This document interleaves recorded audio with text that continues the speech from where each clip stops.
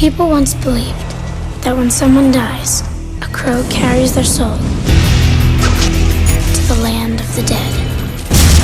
But sometimes, just sometimes, the crow can bring that soul back to put the wrong things right.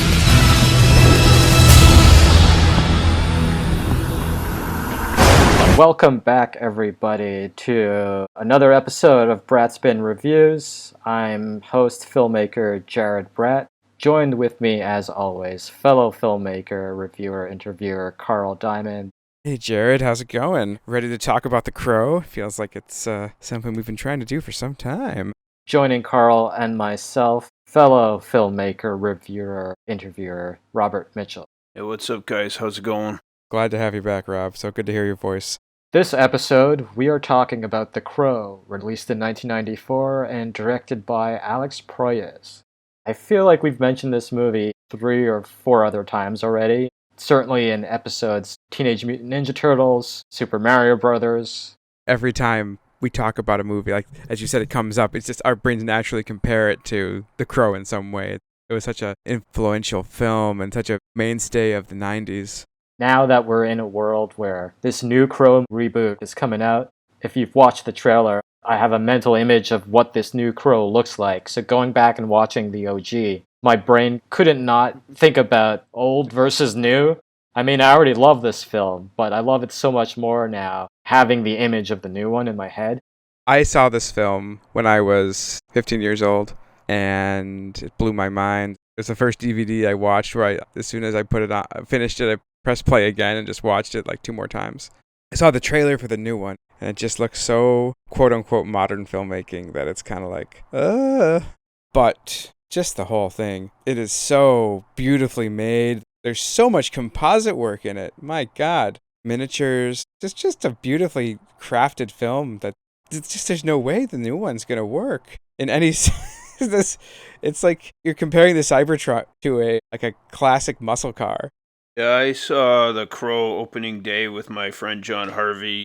We were super hyped because we were huge Brandon Lee and Bruce Lee fans. We had seen Rapid Fire and whatnot that Brandon Lee had done earlier that showed great promise to his action chops, which comes as no surprise of who his father was. Watching this film today, I felt very young again and very, I'm not going to say old, but, 30 years removed from that opening day. Brandon Lee's performance was absolutely captivating and mesmerizing in a tour de force, to use, I guess, bullshit reviewer type language. We left the cinema, we were elated, and we were so fucking bummed out because here's this guy who was taken way too young in the most ridiculous fashion possible by a live bullet being put in a gun. And as I said, I remember that day like it was yesterday. To go on about how much The Crow meant to my friends and I, we enlisted a bunch of our friends, and on our camcorders, we made our own version of The Crow using J.O. Barr's graphic novel as our guide. And the incredible thing was, Brandon Lee, of course, Alex Proyas, Crow comes out. And some of the cool things were what we had made and what they made. There was a couple of scenes that lined up pretty well. And it's funny because I was never a goth or anything. I wasn't in a Marilyn Manson or of that era. But there was something about The Crow, the graphic novel, and then subsequently the movie that really captured a bunch of us, our imagination at that age.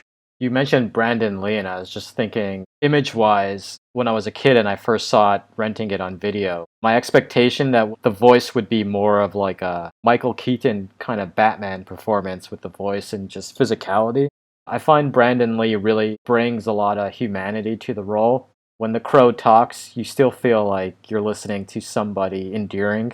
He doesn't really put on the hard-boiled kind of like crime fighter that you necessarily think of. He doesn't walk up to Fun Boy and go, I'm the Crow. Yeah. The jump around, just the whole love story element between him and Shelley, it's only conveyed through flashbacks. Their love story or relationship, I find, is more palpable than entire arcs that you see in other movies.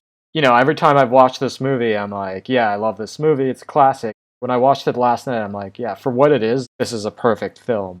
But is this movie faithful to the comics? Yes and no.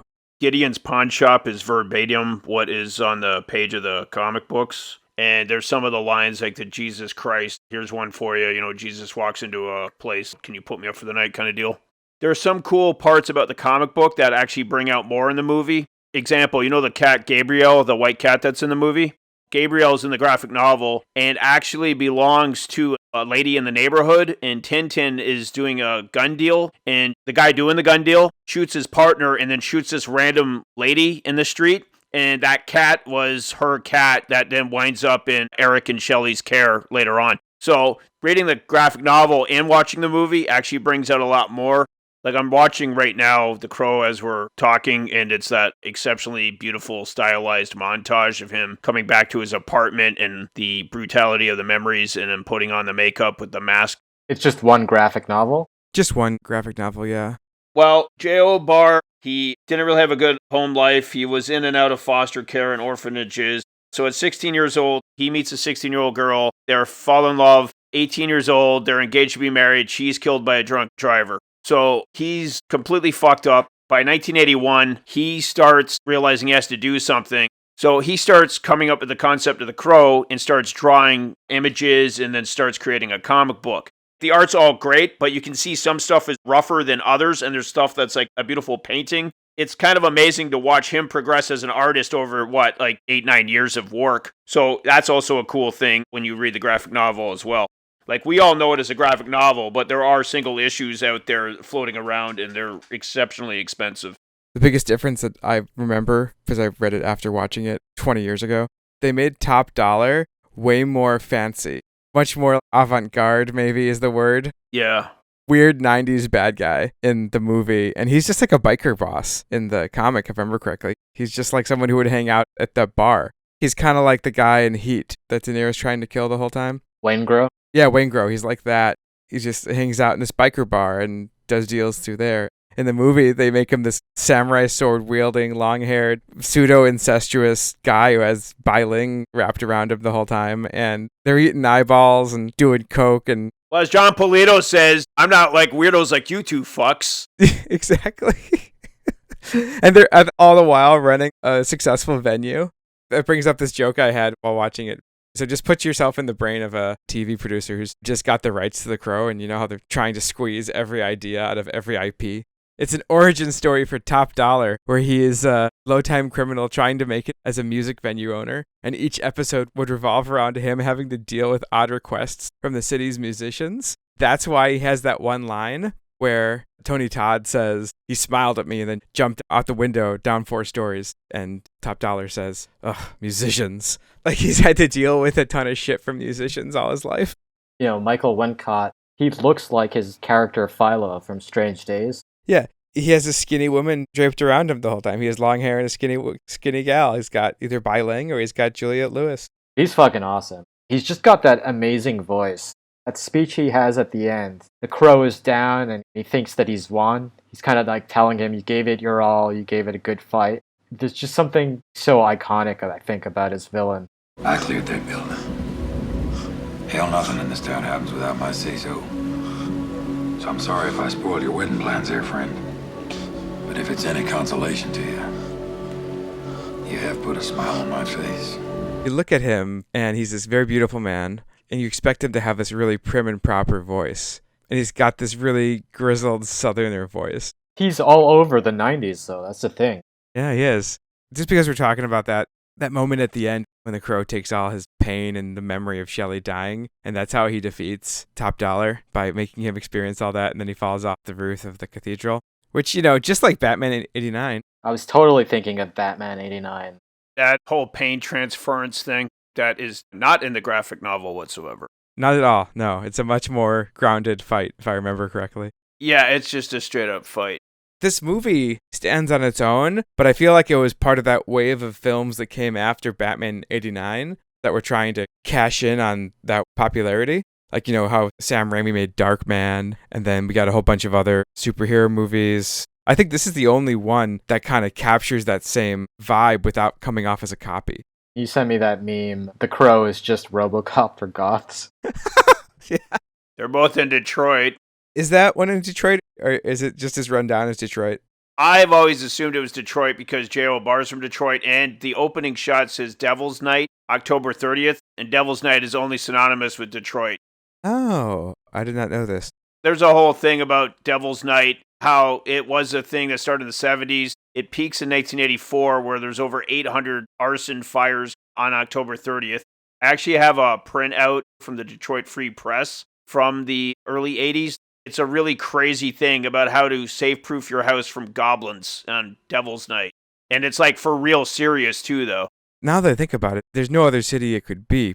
I don't know. There's something about it being Detroit that works on all those levels. They're being ambiguous with what city it is, saying it could be any city USA. But I've always felt that it's Detroit. And, you bring what you bring to it, right? There's one thing I wanted to talk about. Jared was asking about differences between the graphic novel and the movie. There's a character in the graphic novel. He's only in a couple panels, but he became known as the Skull Cowboy. They actually filmed some scenes with the Skull Cowboy for the movie, and they cast Michael Berryman in it, who you would recognize from the original The Hills Have Eyes in 1977. He's an extremely tall, giant-looking man. He's got a face like no one else. Yeah, he's an incredible-looking person, right? So after Brandon Lee died, they went over the film a lot, re-editing it, and they toned down the violence of like that final gun battle. They pulled out some of the darker imagery like the Skull Cowboy. I only mention this because on the Dimension 2 disc set, there's a 5.5-minute montage of deleted scenes. And my friends and I were clamoring for it because there's 4 shots of the Skull Cowboy that they shot with Michael Berryman and Brandon Lee. That's another thing I was thinking while watching this was just, man, if he hadn't died, how many more movies could he have made? And I mean, this was going to be the beginning of Brandon Lee doing legit Hollywood movies. Victims, aren't we all? And just in talking about the cityscape, I love that opening shot, the Devil's Night shot. It's so the opening shot of Blade Runner. Yeah, it's funny you mentioned that because Roger Ebert, I remember their review. I think he liked the film, but he also pointed out how much it owed to Blade Runner, especially those opening sequences. I didn't notice it the first time I watched it, and I think you guys probably picked up on this. Do you notice how much the shootouts are like John Woo shootouts? Out of all the times I've seen this movie, last night was, I think, the first time I was really thinking of, oh, John Woo. It's just a testament to the fact that the action rocks. You have so many elements in this movie. You've got the revenge story, then, the gothic element, and it's an action movie, but like somehow it all comes together. I agree with you guys on the John Woo influence. I think it's coming directly from Brandon Lee. There's a guy on there named, Chad Stahelski. Yeah, so he was a stunt guy on this as well, who of course goes on to work with Keanu Reeves numerous times in the John Wick movies. I knew that, but as soon as you said it, I'm like, you could just tell like the physicality of Chad Stahelski. Was he the guy who was driving the Toyota? He might be. Because that looked like him. Oh, speaking of cameos, so do you remember when Albrecht meets the Crow? There's a guy looting, burning Gideons or whatever, and he's got a TV? Yeah. So that's James O'Barr, the graphic novelist. Oh, that's fun. Yeah, so we'd have to look that up, because I could see that being the guy driving the car, too. Speaking of this car stuff, I love the T-Bird death when he drives to the dock and then duct tapes him to the wheel with the dynamite. Just with the music that comes in and then T-Bird being like, hey, I know you. We killed you. You don't come back from that. There's no coming back from that. I love that whole sequence. I know you. I know you. I knew you. I knew you. But you ain't you. You can't be you. We put you through the window. There ain't no coming back. I think what draws people to this movie and why it has so much relevance today is there's this sadness that runs throughout this film that elevates it from other action films or superhero movies of the 90s period. There's just that sadness and intensity of the film that runs through it. I don't necessarily believe I was thinking about Brandon Lee's death while watching this movie again recently, just because I was so invested in the movie. But now that you mention it, I feel like subconsciously maybe I was. Something I wanted to backtrack to when, Jared, you were talking about, obviously Batman is a film to be talked about around this film as well, and how Brandon Lee's performance, like he's playing a character that was murdered, it comes back a year later for vengeance. Well, as he says in that final interview, like, how do you act that? He had great freedom to just do so much because nobody has that frame of reference. What does that look like, right? One of the favorite scenes my friend and I had when we watched in the theater on that opening day was when he's confronting Fun Boy and he's dangling his head around the light bulb. There's these little things that he brings to like a scene I don't know. There's something amazing about him just kind of dangling his head around the light bulb. There's something that Brandon Lee had that was just so naturally it. Like just the way he moved around on camera. He's like a ballet dancer who is also like a martial artist. And he's a good actor. He's not like a shit actor. You know, the 90s was full of shit action heroes. Like, he's not Lorenzo Lamas. No, he's the for real deal. When I saw this film, I did not remember it being so funny. And then rewatching it, I'm like, oh my goodness, there are so many moments that I found myself laughing.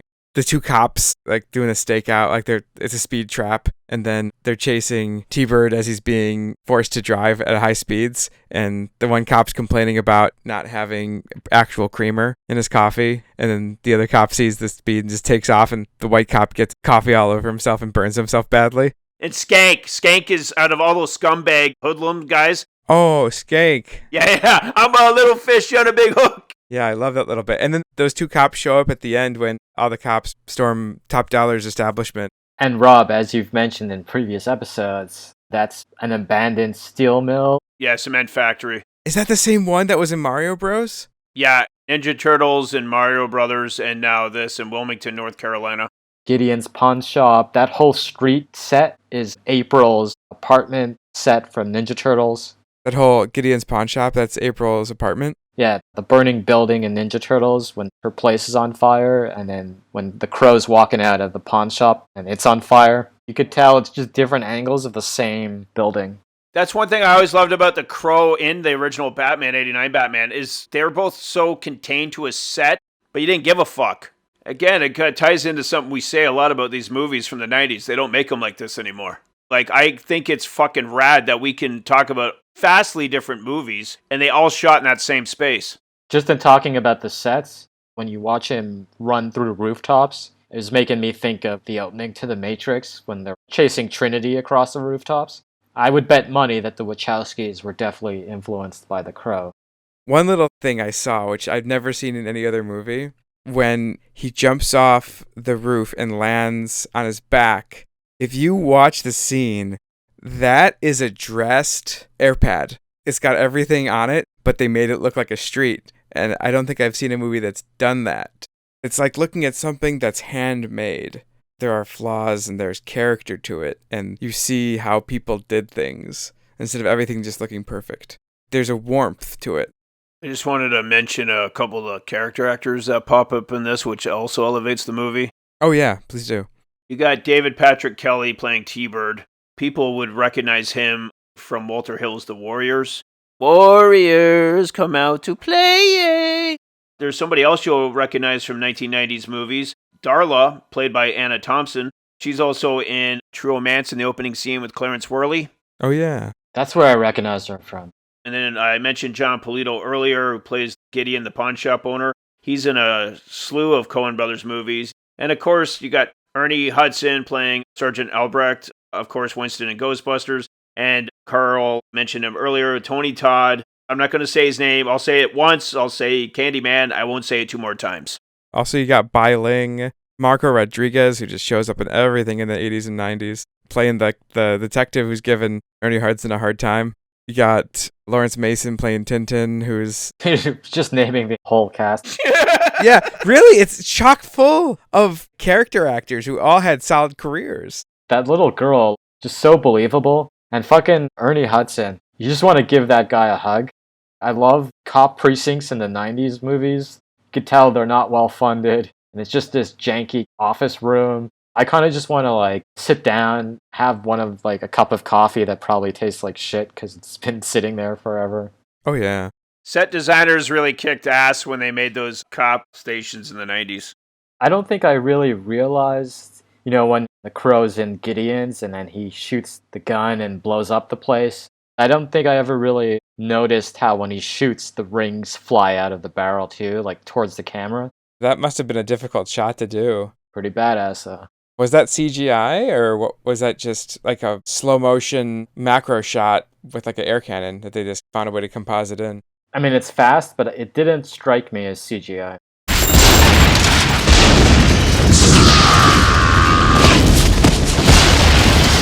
I think, like Blade Runner, to me, this movie has that transcendent vibe where you can just turn this on and get sucked into the world.